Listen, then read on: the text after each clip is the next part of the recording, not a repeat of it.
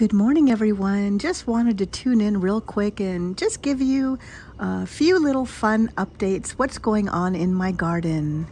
I started some more seeds down here. You all know my garden is so small and I'm running out of room, but I just started my Zena seeds. So they're in those little pots I recycle from the nursery. And these violas, those grew in my garden in other locations, and I just dug them up and put them in those pots because I think they'll look really pretty here. Can you believe how big my nasturtium is getting?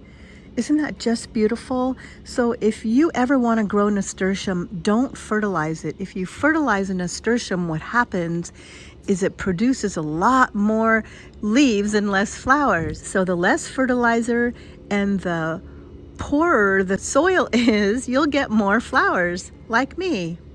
Okay, but here's what I want to show you.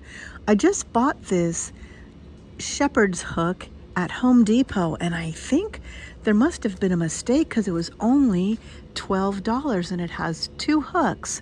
So I have 2 feeders on here. I just love that. I could never have enough bird feeders in my garden. I just love all the birds. So I wanted to show you that as well. Just another fun little update.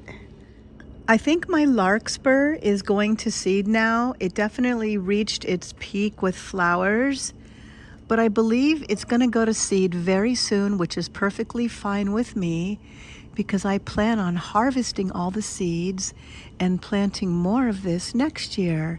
However, while the main plant is going to seed, yeah, see, look at all these seed pods. New Larkspur must have reseeded and is growing right here. So that's gonna flower all new. I swear this larkspur was probably the best thing that grew in my garden this spring. I absolutely love it. I always want to come out here and pet it. It's just so cute. It's just so fluffy and adorable. My little Vega raised garden bed is doing well with the flowers I planted in it. Who says you have to put vegetables in vegetable boxes, right? I started out with broccoli, but all of it went to seed. So I said, screw that. I'm going to put flowers in here and enjoy them. And when these flowers are done, I'll probably plant zinnias. More verbena over here. Look at how tall it's getting. I swear when you grow things from seeds, plants just must love the location and they do so much better. I've really been into seeds this year. It's just definitely a money saver, and I really feel plants do better when you plant them directly in your garden from seed. Can't wait to see this bloom. I'll show you that in my May garden tour. This is not a garden tour. This is just some updates. More verbena over here.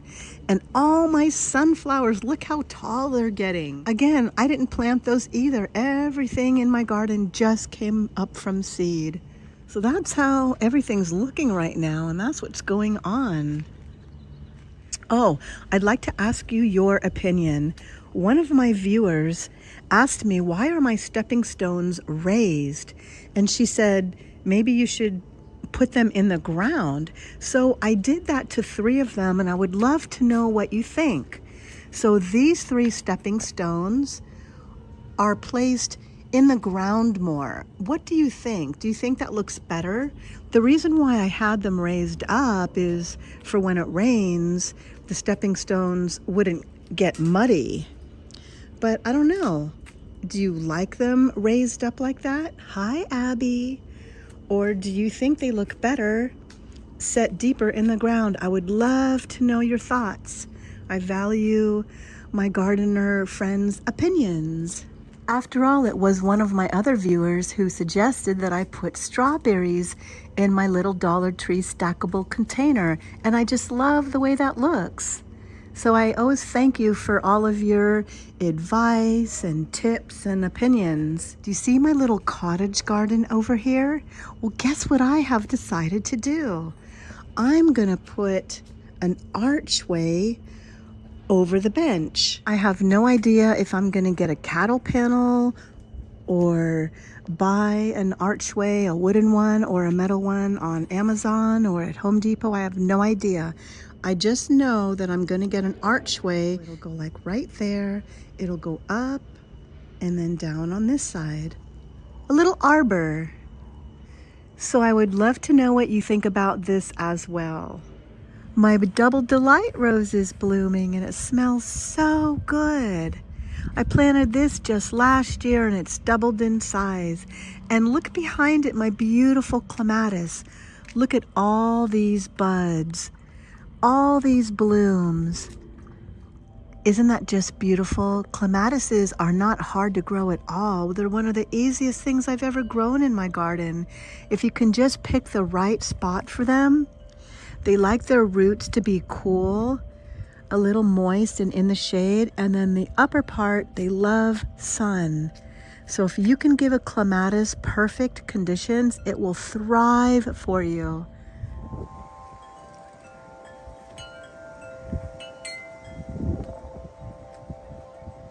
And it finally happened. My Eden climbing rose is starting to bloom.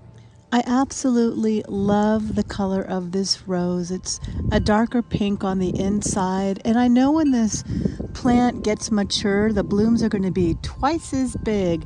But we're off to a good start for sure. And over on this side is the second rose.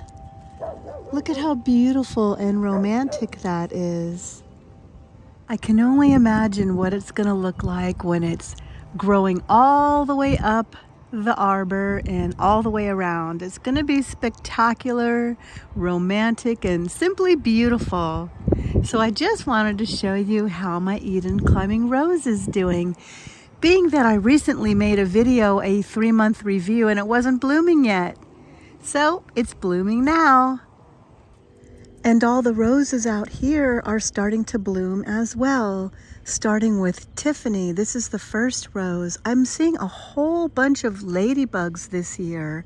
I'm not sure that's a good thing because that means there's also food for the ladybugs, aphids. I mean, you can't have ladybugs without the food, the aphids, right? So it's kind of part of the ecosystem. But look at my gorgeous ice plants. These are definitely a showstopper. So beautiful. And all my other roses will be blooming soon. It's still a little bit early. Probably in my May garden tour, you'll see these roses blooming. Now, I'm in California Zone 9B, and I don't know if anybody else experiences this, but I get infested with these Japanese beetles. They can just devour a rose. They're worse than aphids in my opinion, but they're very docile. So every morning I just come out with my fingers or tweezers and I pick them off and I put them in a cup of water. They don't even fly away. They're just so docile.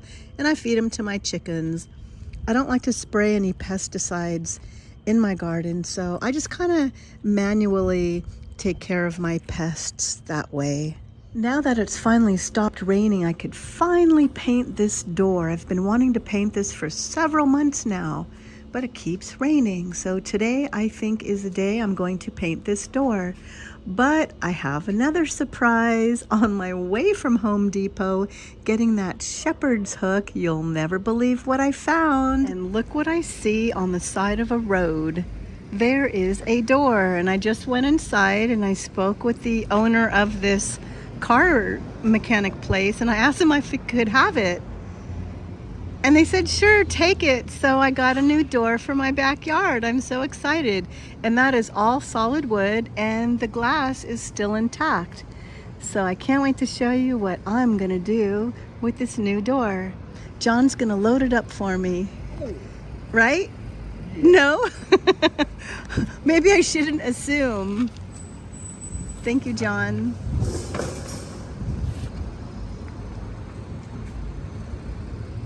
Yeah, there's a little damage on the bottom, but that's okay because I just paint them. It doesn't matter. I'm not using it for a real purpose, just for more garden decorations. John's been such a super good roommate. Yay! And so this door will probably make number 18 now. And this is how I got all of my doors at garage sales and seeing them on the sides of roads. Thanks, John. You're welcome. I hope you enjoyed today's video, and I hope you're having fun in your garden too. Thanks for watching.